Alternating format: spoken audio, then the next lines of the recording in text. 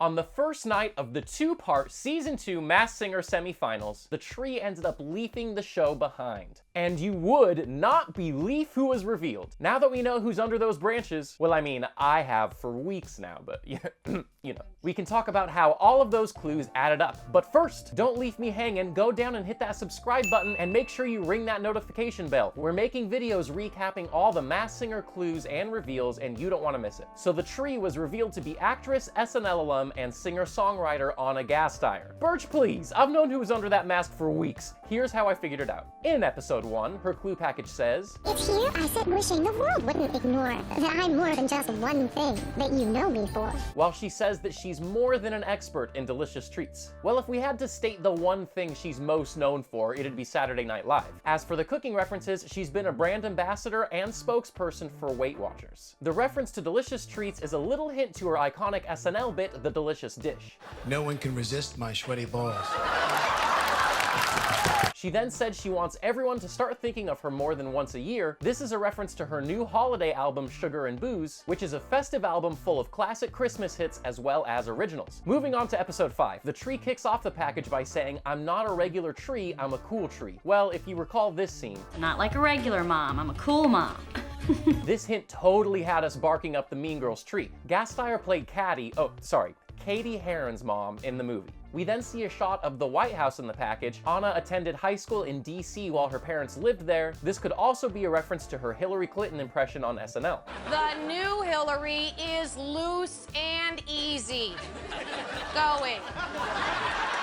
She then throws in the phrase "Wicked Flair." Well, Gasteyer actually played Elphaba from Wicked in Chicago and later on Broadway. Oh, and there's jazz music playing in the background of the entire package. Anna released an album of jazz standards called I'm Hip back in 2014.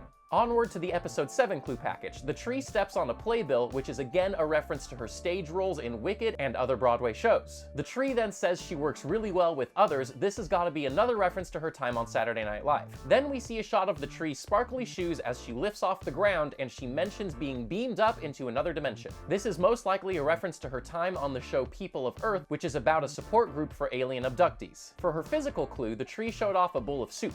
Gasteyer was actually the woman the soup Nazi turned away in that classic Seinfeld episode. Onward to episode 9. This clue package mentions a smelly cat, and we see a sign that says, "What is a friend?" No, Gasteyer didn't appear on Friends, but she did do an impression of Lisa Kudrow as the Friends character Phoebe on SNL. We also see some dynamite burning in the package, which makes sense since Gasteyer starred in the Netflix show Lady Dynamite for 2 seasons. Then the tree says she plans on shaking her big fat tree stump all the way to the end. Opa! And we then see a witch's hat on the counter. Gasteyer is of Greek descent, and the hat is again another reference to her time on Broadway as Elphaba. The tree then says she needs to remember to simmer down. Who could forget this iconic SNL sketch? "Okay, everybody simmer down now."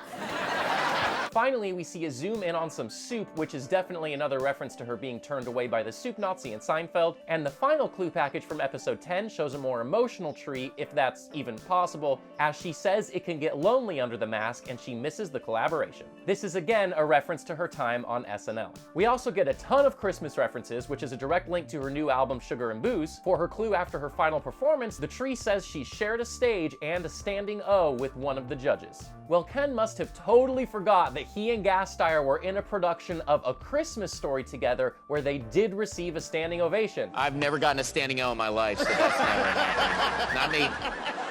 And that's it. Do the clues make sense to you now? Let us know in the comments, and while you're down there, hit subscribe. You made it this far and you're not going to want to miss what's coming up, so make sure you stick with CinemaBlend for all the latest Masked Singer recaps, guesses, and reveals. Happy holidays. Happy solstice. If that's your jam, this was a pagan symbol, so it doesn't have to just be about Christmas. And, God bless.